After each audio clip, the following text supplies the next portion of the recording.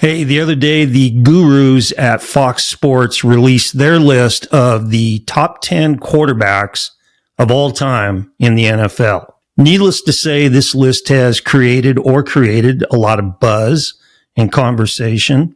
Today, I'm going to weigh in with my top 10 list of all-time great NFL quarterbacks, plus 5 honorable mention greats. And I'm going to give you my points as to why I think they belong on the list and why they belong in that order. This is QB Unfiltered, my take, my top 10 QB list. I don't ever slow up, no I don't take shit. I got no love for the fakeness. If you wanna play tough and wanna hate this, I'll always show up and make a statement. Okay, let's start off with the list. This is Fox Sports.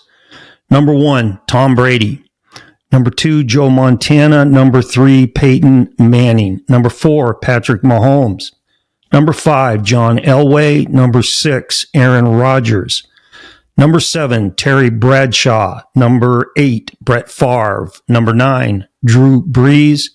And number 10, Dan Marino. And then this list was formulated by the Fox Sports gurus on the following 3 criteria. Statistical prowess, okay, in other words, stats. Number 2, longevity, which, what?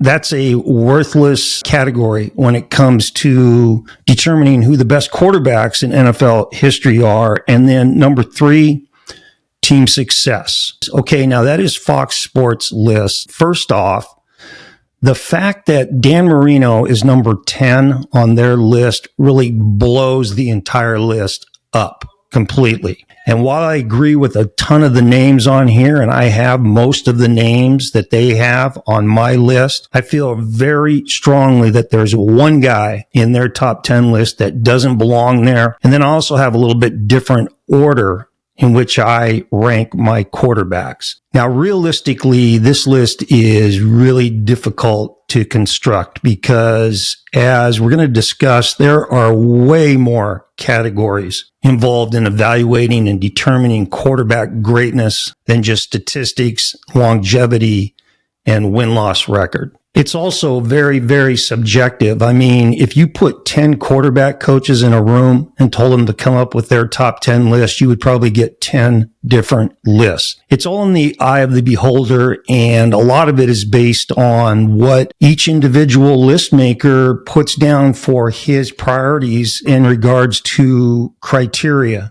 that is used. Where I like to go with this criteria stuff, and what I've always said with quarterback play, is it goes much deeper than just physical skills. So while statistics, which are a result of physical skills to some point and to some extent, while that is a deal and a real deal, there is so much more involved in playing quarterback at a high level. And a lot of these categories people don't take into account when they construct their list of who the best of all time were. Okay, so I'm going to sort of bring those into the equation today and into the conversation. Okay, the one thing that you need to understand about playing quarterback in the NFL is it's not like playing tennis. Okay, this is not a one-on-one, one man against another man, one guy against a singular opponent, one quarterback against the other team's quarterback. Right? It's a 53-man roster on any football team in the NFL. And on the field, offensively, obviously, you have 11 guys that are out there playing. That means the quarterback relies on and leans on all 10 of his offensive teammates to be successful at the position. So we've got to take that into account. And so we could talk until the cows come home about all of the criteria that you could include when you're evaluating quarterbacks.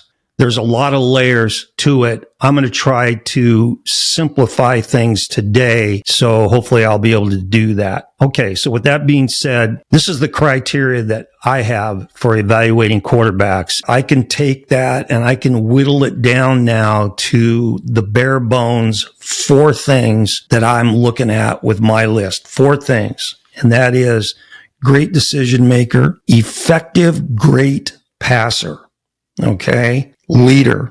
He leads men And then the fourth one is wins. All right.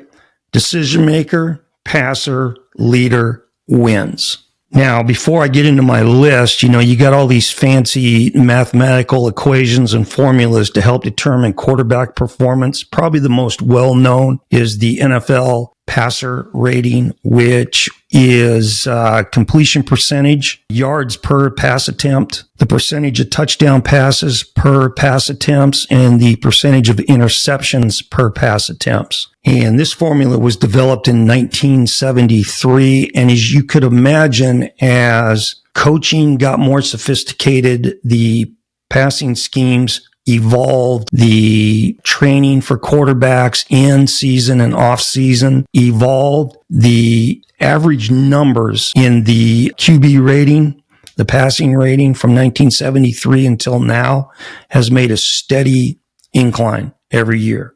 All right. That should make sense. I think that the completion percentage and the interception percentage, those are two viable categories to look at. I'm not so sure that I agree with the percentage of touchdown passes per attempts and the yards per pass attempt. Then you've got the ridiculous ESPN total QB rating, which was developed by a group of math majors in 2011. Anything that ESPN and anybody associated with ESPN comes up with is usually going to be pretty freaking, worthless. But they're trying to push this thing saying it was more realistic in evaluating quarterbacks. And, these guys are trying to push into the age of analytics, which has completely jacked up Major League Baseball. Nobody gives a shit about that. And so some of the categories that these dudes at ESPN put in this new formula are just stupid. It's pretty indicative of a group of guys that have never played football before and obviously never played the quarterback position before that are coming up with all these abstract, goofy ass little things that they need to evaluate. So we won't even worry about that.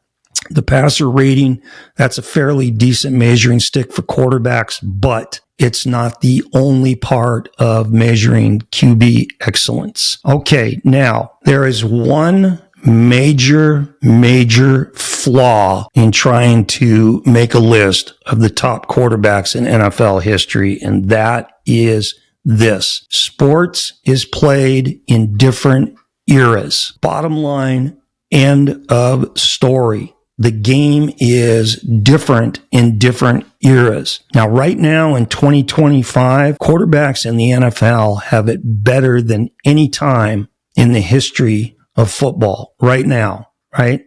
I'm talking about the benefits that they have at their disposal versus 75 years ago, 50 years ago, even 20 years ago. And just to touch on a few things, right? In 2025, the evolution to where we are right now, passing schemes, the passing game, the schemes, so much better. Rule changes that almost always benefit offenses. Okay, off-season training, big. I was talking with a guy a couple years ago when I first started this podcast. His name's Kenny Mayne. I'm sure you guys remember him if you watched the old school ESPN Sports Center. He was one of the iconic anchors. Kenny and I grew up together in a suburb of Seattle, Washington. We were both quarterbacks. We were talking about, can you believe all the stuff that these guys do now in the off season to make themselves better? Back when we played in the 70s, we played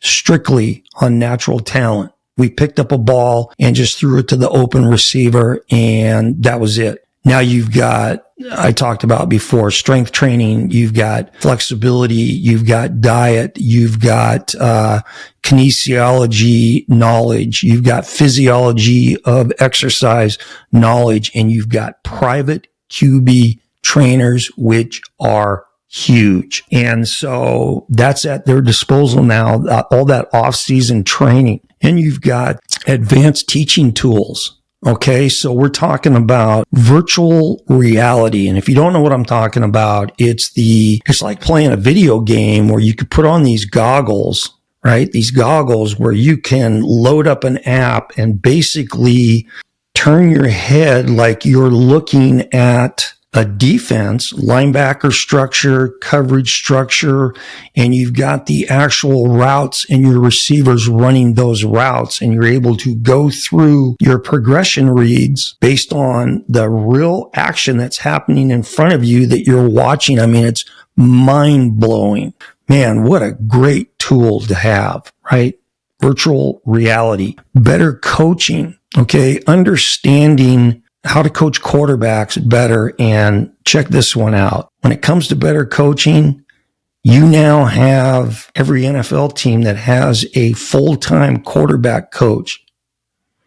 Okay, I'm going to say that again. You now have every NFL team that has a full-time quarterback coach. 30 years ago, 25 years ago, there were a couple of teams in the NFL that did not have a full-time quarterback coach on staff. Think about that. That is amazing right there. Okay. And then the other thing is the way the rules have been changed in the NFL, not just with receivers, but with quarterbacks. Quarterbacks are really hands off now in the NFL. And so the difference between dropping back in the pocket now in the NFL and throwing the ball and getting hit versus what these guys had to face 25, 30 years ago and further back, which was absolute all-out mayhem in the pocket, is night and day. And if you don't think that that doesn't have a difference or make a difference,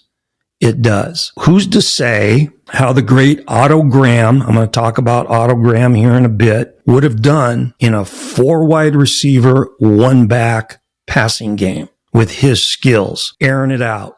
Right? And wouldn't it have been fun to watch Dan Marino play in today's environment, which is basically 7-on-7 football out there on game day, right? Wouldn't it be fun to watch Marino play in today's game and see how close he could get to throwing for 8,000 yards in a season? And I'm being serious about that. That's how talented he was. And on the flip side of that, how do you think Patrick Mahomes would operate in a 2-receiver offense where both receivers were down in a 3-point stance? The tight end was playing in the traditional tight end position and stayed into pass block 50% of the time. So you're running 2-man routes.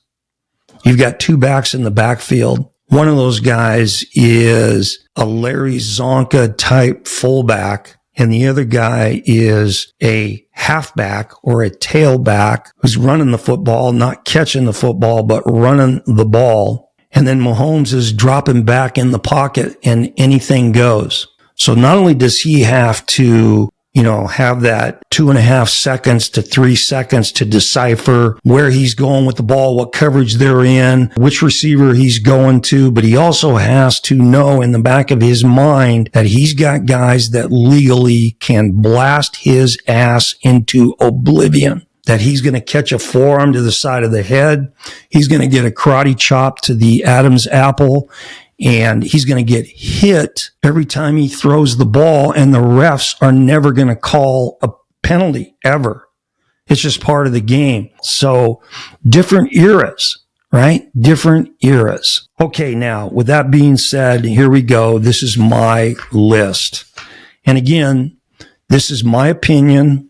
All right. I've got some biases in here, but I feel strongly about all of my picks and the order in which I picked them. Starting off with number 10. I'm going to go 10 up to 1. Number 10, Steve Young. Okay. Head and shoulders the best quarterback of his era. He ranks in the all-time top 10 in touchdown pass percentage per attempts. In completion percentage, Steve Young won 3 Super Bowls, 1 as a starter. What's crazy about this, imagine what Steve Young could have done if he hadn't played his first 2 years in Tampa Bay, which had the worst football team in the NFL, or if he hadn't played 6 years on the same team as Joe Montana. Is that unbelievable? Joe Montana and Steve Young, 6 seasons played together for the 49ers.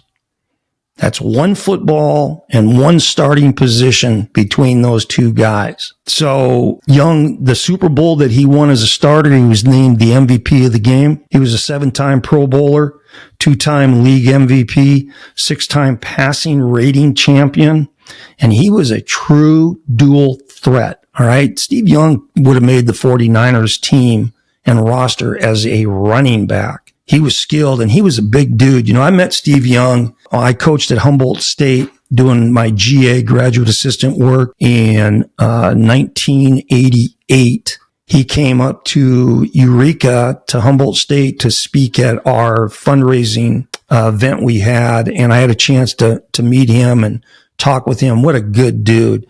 I couldn't believe how big he was. He is put together. He's all a 6'2.5", a short 6'3", and he was thick. He was a big guy, really a nice gentleman. Young came into the league with fantastic understanding of the passing game. He played collegiately at BYU, and at BYU, he backed up some dude named McMahon until McMahon went to Chicago to play for the Bears, and then Steve Young took over. But when he came into the league, he knew what he was doing throwing the ball. BYU did it better than anybody else. And he obviously played in a QB-friendly pass offense.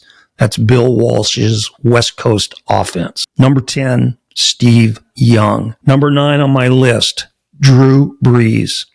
Top 5 all-time in passing yards, touchdown passes, and wins. Brees won 1 Super Bowl. He went to 13 Pro Bowls. He led the NFL in passing 7 times. Again, quarterback-friendly offense. He played for Sean Payton, and Payton really knows what he's doing throwing the football. And Brees came into the NFL with a tremendous knowledge in the passing game. He played at Purdue. He played for a coach named Joe Tiller, who ran the spread and semi-air raid principles, and Brees ran a ton of quick game in New Orleans, which took advantage of his great mechanics, getting the ball out of his hand, and it also took advantage of his great accuracy, and it also took advantage of the fact that he didn't have a big arm. But he was accurate, he got the ball out, he had really good mechanics, and he played catch. Brees was also a hell of a leader and a solid dude. Number 9 on my list, Drew Brees. Okay, number 8, Brett Favre. Favre played for 20 years in the NFL. He won 3 straight MVPs. That's impressive. He's in the top 5 all time in passing yards, touchdown passes, and wins. Favre won 1 Super Bowl. Now, he's a true gunslinger and undisciplined. Okay. He took chances on the field throwing the ball, and he drove Mike Holmgren nuts. Holmgren's got some really funny stories, and Favre's got funny stories about Holmgren on the conversations that they used to have when Favre was on the field and Holmgren was on the sideline yelling at him, or when Favre came to the sideline and Holmgren was standing next to him yelling at him. But he really tested him and took chances, had a ton of confidence in his arm. He had one strong arm. And the other thing with Favre, he's physically tough. He's a tough dude, He could play hurt, and he was physical back there and just a real swashbuckler at the quarterback position. That's my number 8 guy, Brett Favre. Okay, number 7, Aaron Rodgers. Aaron Rodgers, still playing. He is the only quarterback on my top 10 list that was a junior college guy. And he played at Butte College, which is in Northern California. I saw him on film a bunch when he was playing at Butte. And the really interesting thing about Aaron Rodgers is if you go back and look at game film from when he played at Cal and he played for Jeff Tedford, the head coach, who's really a good quarterback coach and offensive coordinator. But you look at Rodgers when he played at Cal and how he threw the ball, his mechanics, ball carriage. He had that football. He would carry it up by his ear, and then it was just up and out when he decided to throw the ball. Contrast that then to what he did when he came to the NFL, where he dropped the ball down now, tip of the ball, top of the numbers, way normal. That just tells you, how coaching affects quarterbacks. That's obviously the way Tedford wanted him to do it, but night and day difference between college and the NFL with his ball carriage and actually throwing the football. He won MVP of the league 4 times. That's impressive. He won 1 Super Bowl. Now, this selection for me is kind of tricky, and it gets trickier as we go towards the end of Rodgers' career, and it's still not 100% clear what he's going to do with his career. Whether he's going to come back and play next year for a different team, the New York Jets have cut ties with him, or whether or not he's going to retire and move on to do something else with his life. But the reason I'm saying this is tricky is towards the end of his career with Green Bay and then with New York, he displayed some somewhat rebellious attitudes with both teams. And I think it hurt their football teams. I know it hurt the Jets. The Jets they were a train wreck regardless of what was going on at the quarterback position. But anytime your starting quarterback misses team workouts because he's doing personal improvement activities of some sort, that's not real conducive to a positive atmosphere in the locker room. That's what makes this a tricky thing, but I'm telling you, physically, Rodgers is a freak. Along with Patrick Mahomes, Aaron Rodgers is unique in how he throws the football. I would never recommend quarterbacks throw the ball like he does. In fact, when I did my private QB training up in Northern California, I always told the young guys, don't ever emulate Aaron Rodgers or Patrick Mahomes, because they're going to get you in trouble. Those two guys do it their way. They're unique. They can get it done because that's the way they do it. But he's different. Rodgers sits back on his back foot with his weight. He doesn't transfer his weight to that front foot when he throws the ball, but he stays back with his weight, and then he flicks the ball. He flicks it, so he doesn't have transfer, doesn't have weight transfer, but he's able to get juice on the throw by sitting back and just flicking it, and he's accurate, and he puts the ball out there, and he's effective throwing. But he's unique in what he does throwing. That's for damn sure. Okay, now we're going to start getting into maybe a little bit of controversy here. The number 1 selection for me and everybody else on planet Earth is pretty obvious. But this one here is probably going to have some teeth gnashing out there in YouTubeville. But my number 6 quarterback on my all-time top 10 list is Patrick Mahomes. Patrick Mahomes has won 3 Super Bowls. Impressive. And each one of those, he was the Super Bowl MVP. That also very impressive. He won the league MVP twice. Mahomes came into the league with a great understanding of the passing game. That's how important college is as a training ground for a lot of these quarterbacks. Okay, the guys that come in with great natural skill, but also have been involved in a system. It doesn't matter what type of system it is, but where they're taught the basics plus the advanced stuff, the ins and outs of the passing game, reading defenses, dissecting defenses, killing defenses, all that stuff that comes into play, which is amazing to me that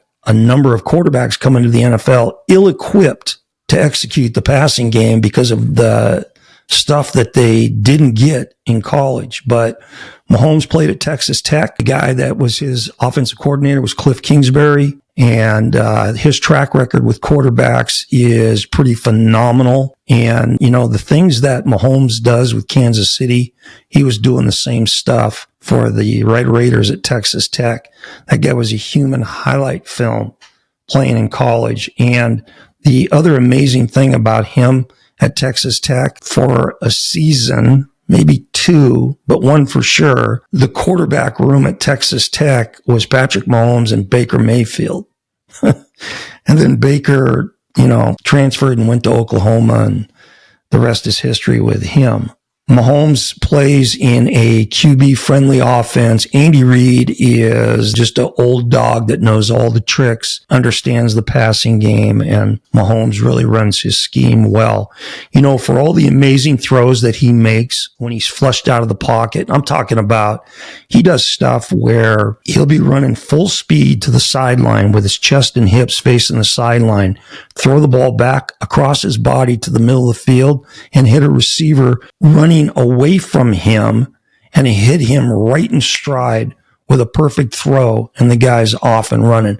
Only Mahomes can do that stuff. For all the stuff that he does like that, for all the times that he drops his arm slot down and throws it sidearm or underhand, or, you know, flicks it forward like a pitch, you know, all that kind of stuff.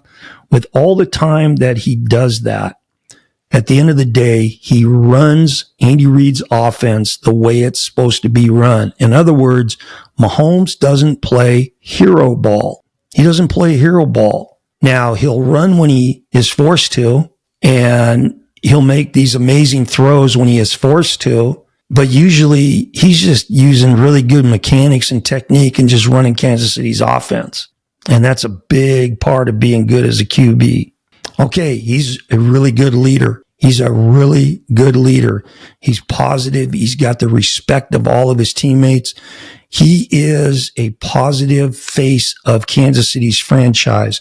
One of the most amazing things about Mahomes, and I've talked about this on other shows, Mahomes is able to do what he does on the field and off the field, while at the same time keeping his family under control, because he's got some beauties running around in that family. And it seems like at some point in time in every season, some member of his family does something to bring attention to them and take it away from the guy that should have it. And that's number 15. But he does a hell of a job of not letting that crap distract him when he steps on the field. Mahomes is physically tough. I talked about this before. With the high ankle sprain, he plays banged up. Okay, now he is consistently in the GOAT conversation, him and Tom Brady. And the new age fans, they're pushing for Mahomes. The older school guys, they're Brady, right? Now, Mahomes has got a ways to go before he's in Brady's league. Patrick Mahomes has 17 postseason wins, which is really good, 17. Brady's got 35. Patrick Mahomes has thrown 41 touchdown passes in the playoffs. 41. That's impressive. Tom Brady threw 88, and Mahomes has won 3 Super Bowls, and Brady won 7. Okay, so Mahomes is young. If he stays healthy, if Kansas City surrounds him with good players, you know, receivers, and most importantly, offensive linemen to keep him upright in the pocket, then he may surpass Tom statistically. I mean, we'll wait and see. But Patrick Mahomes comes in at number 6. Okay, number 5 on the list, John Elway. Okay, here's the deal with the stats with Elway. He played for a coach named Dan Reeves in Denver. Dan Reeves was conservative, wasn't sophisticated with the passing game, and he and Elway had personality conflict. They butted heads, and it got ugly. Okay, it got ugly. And I'm not going to go into some of the stuff that went on behind the scenes there, but it wasn't a positive environment. And there was a lot of frustration going on because Elway understood the passing game. I mean, this kid grew up in the home of a college coach. His dad, Jack, is probably watching film, breaking film, studying film and coverages from the time he was a little whippersnapper all the way through high school, college, and the NFL. He knew what he was doing throwing the ball. And Reeves had a very bland, unsophisticated offense. And it was one of those things where you're going to run it on first down, run it on second down, hope John can pull something out to pick up a first down on third down. keep the game really close, keep it close, and then hope John Elway goes out and wins it for you on the last drive of the game. So they had a situation where Mike Shanahan was on Reeves' staff. Him and John Elway were tight. Shanahan understood Elway. Elway loved Shanahan playing for him. Reeves ended up firing Shanahan. Shocker there, right? So when Dan Reeves ended up getting let go by the Broncos, they brought Shanahan back in as the head coach. Elway played in 5 Super Bowls, 3 of them for Dan Reeves, lost all 3 of them. Shanahan came in. They played in 2 Super Bowls, won them both. With both Reeves and Shanahan, and this goes back to Elway's completion percentage, their passing game was a lot of downfield throws. All right. And obviously, if you're running a lot more quick game in your scheme, your quarterback completion percentage is going to be way higher. That just should make sense to everybody out there. Elway was trying to fit the ball in downfield with these long throws, and your completion percentage is going to take a hit for that. Elway played 9 Pro Bowls. He was Mr. Clutch. He had some really iconic end-of-game drives. The one that really stands out to everybody is the 98-yard drive he had against the Cleveland Browns. He was just clutch, Mr. Comeback, and he got it done in the 4th quarter. He was a tremendous leader. Now, I'm going to tell you 2 things that one of these I saw firsthand. The other one comes from a guy that played for me named Byron Chamberlain. He played for me at Wayne State College. He was a tight end for the Broncos, won 2 Super Bowls with them. And I asked him one time about Elway as a leader, and he said, Coach, man, this guy was unbelievable as a leader. He said, for as famous as he was, for as much money as he made, for as iconic as he was, and he was a rock star in Denver. Byron said that Elway made it a point in training camp to always go down to the room where the other players, the younger guys, were hanging out, always made it a point to go down, drink a couple beers with the boys, play cards, talk shit. That goes a long way. When your big-time superstar quarterback is doing that, that's huge. Okay, and that's coming directly from one of John Elway's teammates, Byron Chamberlain. The other thing that I saw firsthand is our staff at Wayne State went out to Greeley, Colorado, where the Broncos had training camp back in the 90s. And so I got a chance to watch Elway on the field throw the ball. Holy cow. When Elway threw the ball, you could close your eyes and hear it go through the air. Just hissed. And Byron said that they had receivers that had the skin in between their index and middle finger split, trying to catch the tip of a spiral throwing or trapping the ball against their pec and having like the imprint of the point of the ball in their chest in red welts.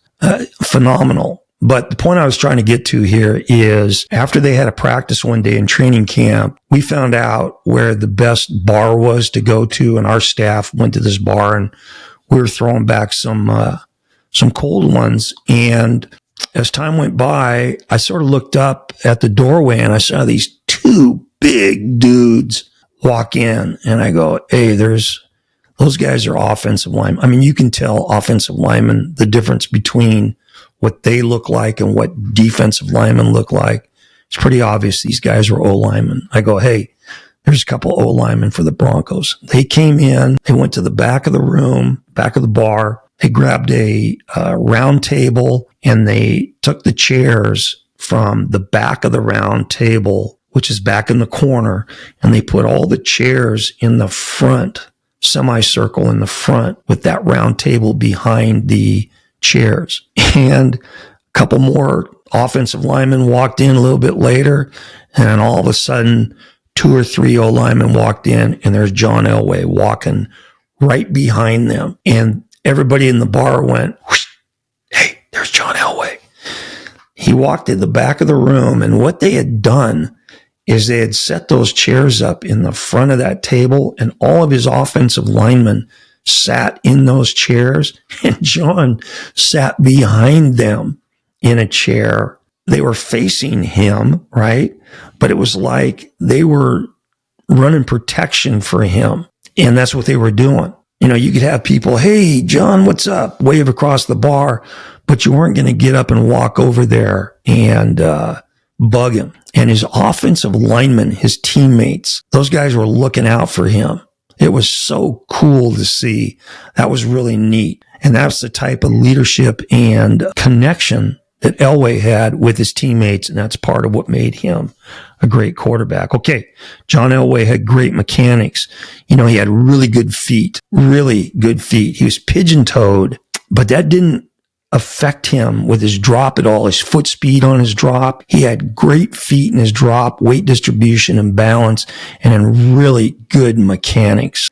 Carried that ball exactly where it needed to go, pushed it up and back, and man, he came over the top, transferred his weight, and cut loose on throws. Watching him throw in person was really something to see. So my number 5 quarterback on my list is John Elway.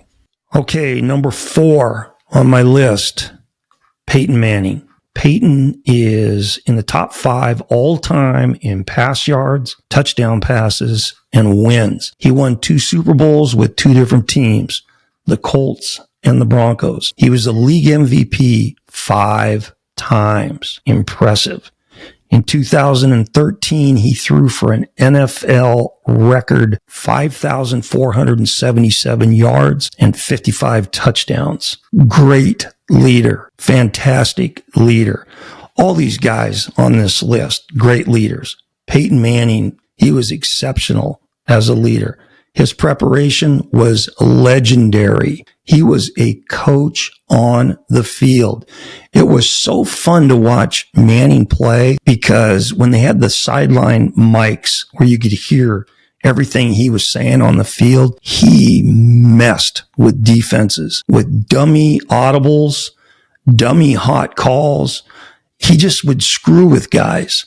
And it got to this point where they had this thing with Omaha. I'm sure you've all heard of it. Omaha, where he was either changing the snap count or changing the play or changing the protection. And it got to the point where he would start messing with defenses and just say it just for the hell of it. He just make shit up to say. That meant absolutely nothing. And he got in the defensive guys' heads over that. And he was so smart in getting his pass protection right, getting the routes right, and just executing the offense. Physically tough. You know, there was a point in time where it was a question mark whether or not his career was going to be able to continue.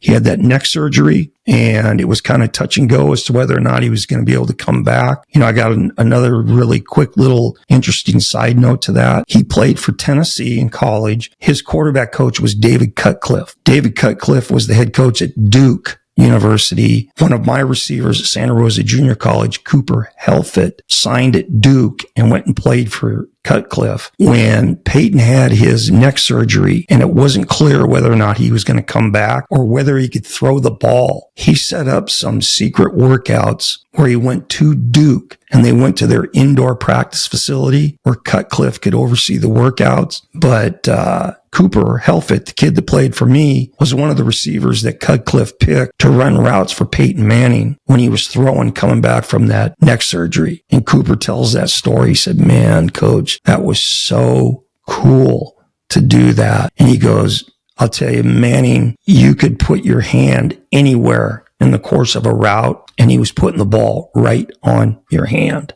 It was amazing. Okay, great decision maker. That comes with being prepared and knowing what you're seeing defensively. You know, Manning was really demanding, not only of himself, but of his teammates. He wasn't afraid to get in somebody's face if he didn't think that they were doing what they should have been doing. And there were some pretty legendary blow-ups that he had with some of his teammates on the sideline. He also was unique in what he did in the pocket with his feet. he used a technique that I call a typewriter, and where his feet back there, he would fast feet and chop it. So a lot of quarterbacks you'll see take these smooth slide steps or climb steps. When Peyton would do that, but it wasn't smooth. It was typewriter. It was pick him up, put him down. And it was different. He also had the iconic high ball carriage with the ball before he pushed it up and came over the top. Fantastic face of the franchise. You know, he's the exact perfect guy you want as your starting quarterback. Positive image, positive energy, always. And obviously, you know, he came from a pretty good quarterback genetics family. His dad, Archie, and his brother, Eli. And he's got a nephew that's going to make some noise in Austin, Texas this year in college football.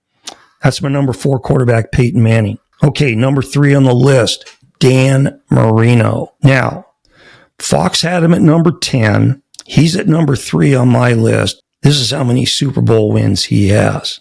0. Dan Marino is the most gifted passer in NFL history, hands down. The most gifted thrower of the football. That much was obvious on TV, but I know guys that played with him that say watching him throw in person and watching him throw in practice was something else to see. Besides the tremendous arm strength he had and the zip that he put on the ball, he had the quickest release of any quarterback ever in the game.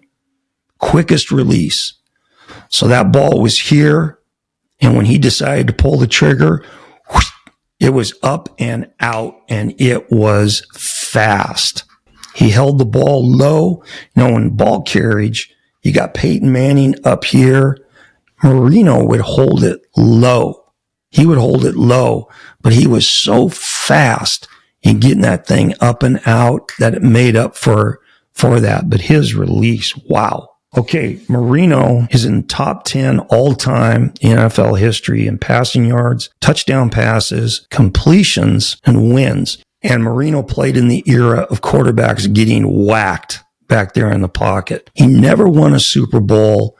He played in one, his only one as a rookie, and then he never got back there. Can't take those Super Bowls for granted. He played in a primarily vertical, downfield passing attack. He was a hell of a leader and a big-time gunslinger, right? He was like Favre. I don't think he'd take as many chances as Brett Favre, but gunslinger. I had a buddy of mine that played with Marino for a year. He said that he would challenge his teammates in practice. He would challenge coaches. He was a great shit talker, talk shit to his teammates in practice, to opponents during the game. He was a big-time competitor, big time. And he played with swagger, big swagger, very demanding of his teammates, okay?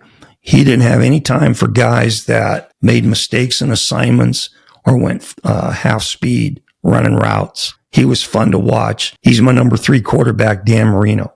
Now we go to number 2 on my list, Joe Montana. Joe Cool. The absolute sweetest feet of any quarterback in NFL history. When he dropped back to pass, he looked like a ballet dancer. It was 5 hitch throw. 1, 2, 3, 4, 5 hitch throw. 1, 2, 3, 4, 5 hitch throw. They all looked the same, right? And it was such rhythm, and it was such tempo, and it was so pretty. He had great feet. Where Joe made his money was in the Super Bowl. He won 4 Super Bowls, and he went to the Super Bowl 4 times. He was 4-0, right? He was the league MVP twice. He had 45 touchdown passes in the playoffs and 16 playoff wins. That's number 3 all time in both categories. Obviously, like Steve Young, he played in a QB-friendly offense. Bill Walsh's West Coast. And it was a perfect system for Montana. He's a great decision maker. Walsh's offense, the skill players surrounding Montana, and Joe's skills, physically and mentally, that was a perfect match.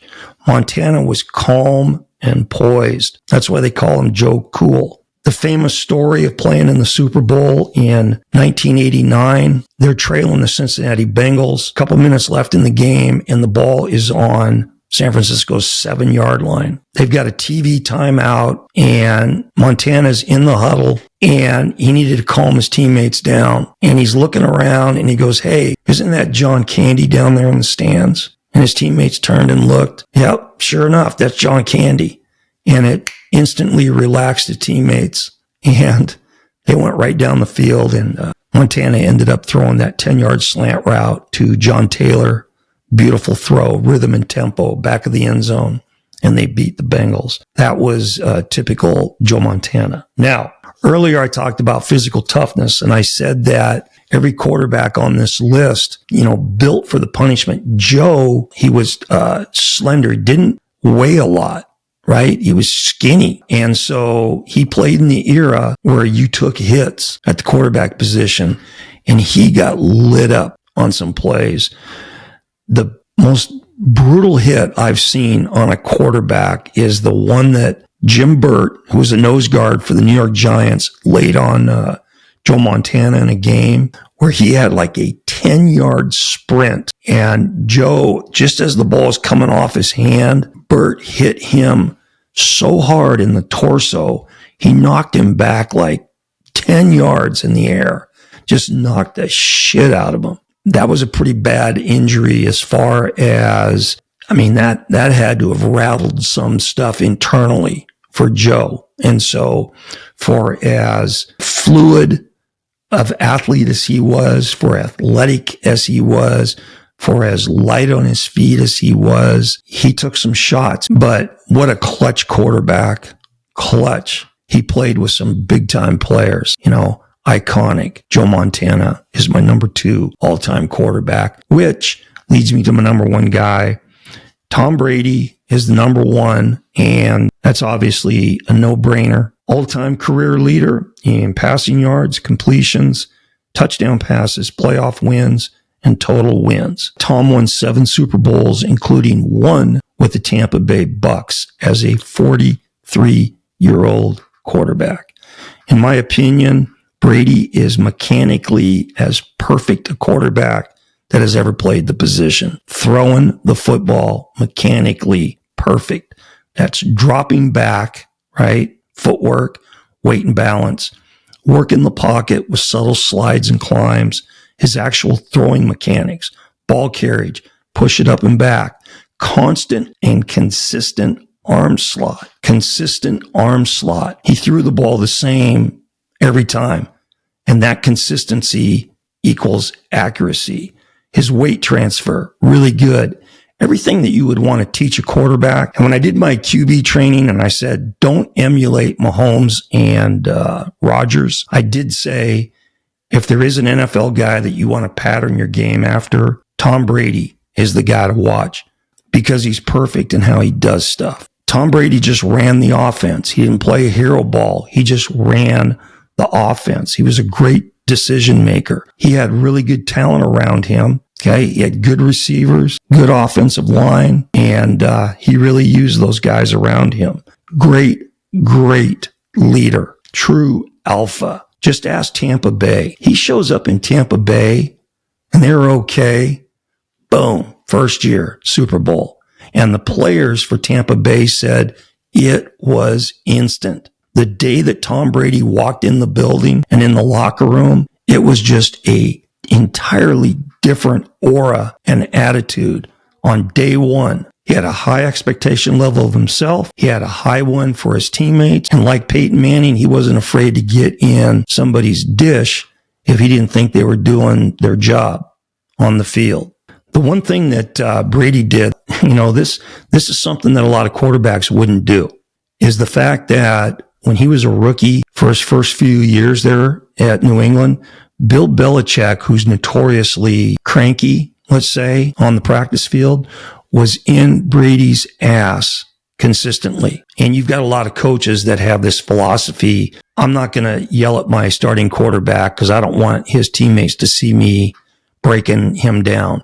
That wasn't Belichick's philosophy. Okay, he didn't care. He didn't care at all.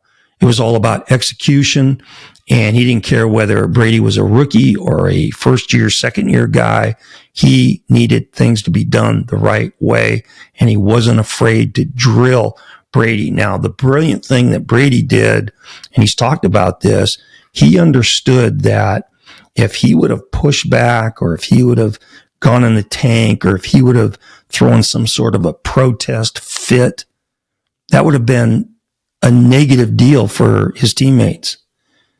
But he knew that if he took Belichick chewing his ass and he just stayed the course and took the coaching in, filed it away, and continued to play, that his teammates would see that and feed off of that. And that would increase the energy and the atmosphere on the practice field and the productivity level for the New England Patriots. That's how smart Brady was. Okay, Brady was competitive as hell. Now, I did this a couple years ago when I first started doing this podcast. I talked about how flawed I think the NFL Combine is in evaluating quarterbacks. How in the world Tom Brady lasted until the 6th round of the draft when he came out of Michigan is beyond me. And I know exactly why, because he looked like a chemistry major that was going, a chemistry major at the University of Michigan that was playing Frisbee after his classes every day. There's that famous picture of him standing at the combine with just his shorts on, and they're like, wow, this guy can't run, he can't jump, he looks like hell, just his shorts. Let's take him in the 6th round. How you wouldn't know about the fire that he had inside and his competitiveness in those one-on-one interviews that every NFL team has with quarterbacks at the combine. That's beyond me, how you could miss that. But the guy had fire, competitive fire. Okay, he had preparation mentally, physically. He took care of his body, the diet, the stretching, the lifting. That's why you're able to win a Super Bowl when you're 43 years old. Okay, it's that dedication to the sport and to the position. Tom Brady, head and shoulders, the number one quarterback, best of all time. Okay, so that's my list. Now, the one glaring omission or deletion that I have in Fox Sports top 10 list is Terry Bradshaw. The simple fact that they put him in this top 10 list based solely on the fact that he won 4 Super Bowls is mind-boggling when you look at his statistics. And when they list him at number 7 and Marino at number 10, it's like, are you shitting me? Terry Bradshaw does not belong in the top 10 of the best quarterbacks to ever play in the NFL. Not even close. Here's the reason why. For Bradshaw's career, and we're going to take the 4 Super Bowl wins and put them over to the side. For his career, he completed 51.9% of his passes, but he threw 212 touchdown passes and 210 interceptions.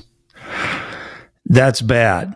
Now, I'm going to give you some numbers here. There were 6 times in his career where he threw more picks than touchdowns in a season, including his rookie season. Now, I understand, rookies are rookies, right? But in Bradshaw's rookie season, he threw 6 touchdown passes and 24 picks. The next year, it was 13 touchdown passes and 22 picks. That's not good, right? That's not good. So we go to one of my criteria, which is decision maker, good decision maker.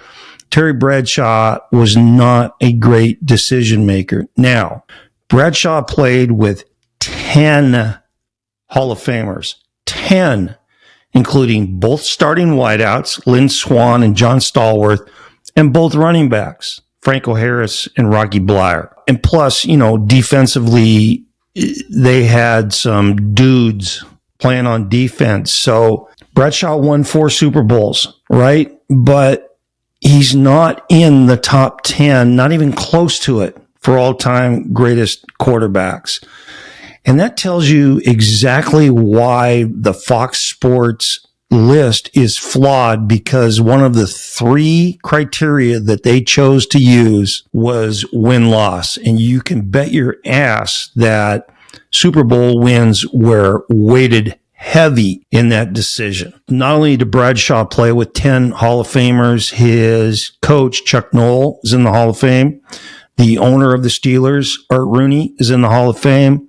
Now, the other thing I want to say about Bradshaw is, we talked about guys being the most unique passing styles, Aaron Rodgers and Patrick Mahomes, the quickest release, Dan Marino, the best feet, Joe Montana. Terry Bradshaw owns the record for having the craziest grip on a football. He would take his index finger and put it right on the top of the tip of the ball. If you don't know what I'm talking about, if you've got a football hanging around your house, in your garage, under your bed, whatever, take that sucker and grip it like he threw it with the index finger on the top of the ball. It's impossible to throw a spiral like that, but Bradshaw had a cannon and he threw tight spirals. He was a javelin thrower coming out of high school and just a big, strong dude with a hell of an arm. But that grip, man, that is unique in NFL history. Okay, now a couple of honorable mention guys. I'm going to start with Otto Graham. Graham played for 10 seasons, 1946 through 55. He took the Cleveland Browns to the title game all 10 years, winning 7 championships, and he won 81% of his games. His record in 10 years at Cleveland was 105-17-4. Unbelievable. He's credited with wearing the first face mask. So he's playing quarterback back in the days where quarterbacks got their ass kicked legally, maybe sometimes illegally. He's doing that without a face mask. They didn't wear face masks. Okay. He got lit up with an elbow or got punched or something and jacked his nose up, his face. There's blood. Paul Brown, the legendary coach for Cleveland, took a hunk of plexiglass and taped it to his helmet. And he played the rest of the game with that. And that evolved into face masks. And Otto Graham gets credit with wearing the first one. Okay, he was a 3-time league MVP. Then you've got Warren Moon. Warren Moon has to be on this list. Okay, and the reason why is not only he was a great thrower of the football, Warren Moon was a trailblazer. He was an important guy in the, I guess you would call it the evolution of black quarterbacks in the NFL. But if you include the first 6 years of Warren Moon's pro career, the first 6 years that he spent north of the border in Canada playing in the CFL up there, Moon's stat line would look like this. Now, while he was in Canada for those 6 seasons, Warren Moon won 5 straight Grey Cups. The Grey Cup is Canada's Super Bowl. He won 5 straight. And what he did in winning those 5 straight Grey Cups and lighting them up throwing the ball, he proved to all of the brain surgeons down there in the NFL, in the front office, that he could indeed play quarterback in the NFL. And by the time he was done doing his thing in Canada, every team in the NFL was begging him to come play quarterback for them. And he sat back and watched a bidding war go on for his services. Fortunately for the NFL and for passing game fans, Warren Moon ended up in Houston playing for the Oilers and running the run and shoot.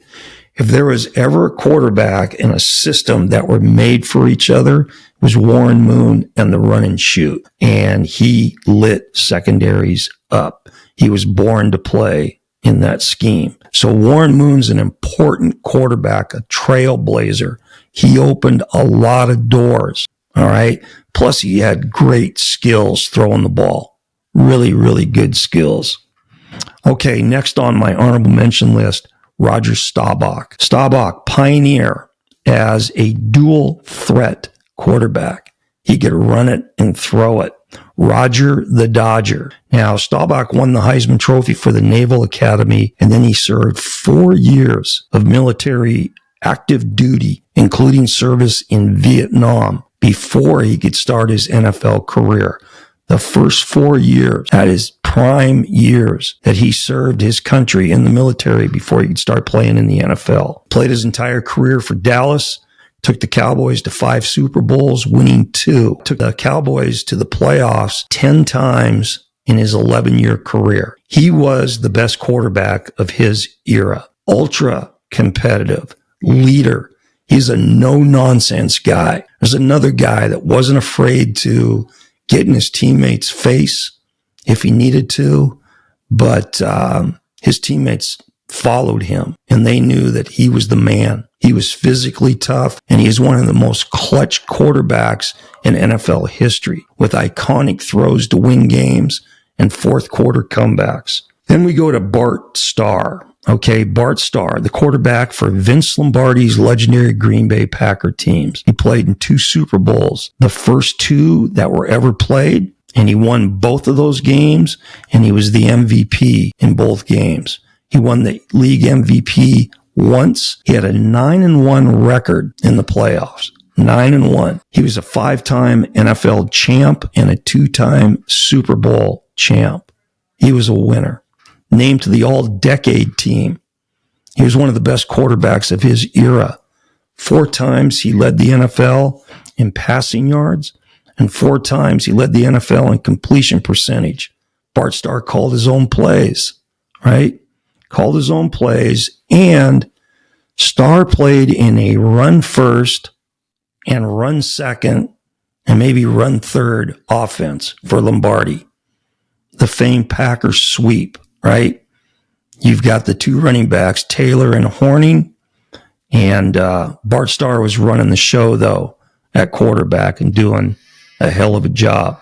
You know, the NFL has a trophy named after him, the NFL Bart Starr Award for outstanding character and leadership in the home, the community, and on the field.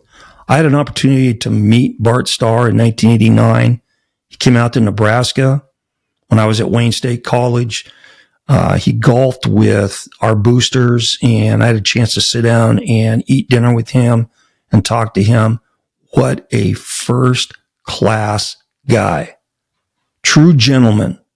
Class act, Bart Starr. So Bart Starr is the next quarterback. And then my last guy on my honorable mention list is Johnny Unitas. Unitas is considered the first quarterback in the modern era. So a lot of these quarterbacks in my honorable mention were special guys, right? They had a uniqueness to them. They were the first at what they did. Johnny Unitas was considered the first modern quarterback in the NFL era. He was a league MVP 3 times. He played in 10 Pro Bowls. He won 4 NFL titles, all with the Colts. 3 of those titles were pre-Super Bowl era, and then he won 1 Super Bowl for the Colts. He had the record for the most consecutive games with a touchdown pass at 47 games. That record stood for 52 years until Drew Brees broke it. And he is only one of 6 guys in the NFL that were named to the NFL's 50th anniversary all-time team, 75th anniversary all-time team, and 100th anniversary all-time team. Unitas was one of 6 players named to all 3. The other 5 guys: running back Jim Brown, running back Gale Sayers, receiver Don Hudson, offensive and defensive lineman Gino Marchetti, who, by the way, played with Unitas. How about that? 2 dudes off the same team. And then the last guy was cornerback Dick Night Train Lane. Okay, Johnny U called his own plays, and he's famous for the flat top crew cut and more famous for the black high top cleats. Unitas was bull-legged as hell. He looked a little funny dropping back because of that, but he was smart and made good decisions, and he was the man in his era throwing the rock. Okay, so that's my list, and that's my opinion. Okay, now with my honorable mention, guys, you could really go forever and ever and ever talking about honorable mention, great all-time quarterbacks. And again, it all depends on what your criteria is and what you're looking for and so on and so forth. When you start talking about the best of the best, you've got a list of guys that are, I think, head and shoulders above the rest. And then you got a whole bunch of dudes that are honorable mention guys. So when I make my list up, again, like I said, I was including guys that were trailblazers, that were the best quarterback of their era, that were opening doors for other guys, that did things that weren't normal for NFL quarterbacks. So, there's going to be a lot of people out there that are watching this video going, well, how could you leave this guy off? And how could you leave that guy off? Like I said, you could have a list, 10 yards long of guys that should be in the honorable mention as the best quarterbacks of all time. Okay, hopefully you enjoyed this one today. I'm going to try to cut this down and edit this as best I can because this is long and windy. I'm going to try to cut it down. If you enjoyed this, hit that like button. And if you like hearing my take on quarterback play, unvarnished, the good, the bad, and the ugly, then hit that subscribe button, QB Unfiltered. As always, greatly appreciate the support. Okay, this is QB Unfiltered. And remember, always throw the ball short to guys who can score. See ya. I don't ever slow up, no I don't take shit. I got no love for the fakeness. If you wanna play tough and wanna hate this, I'll always show up.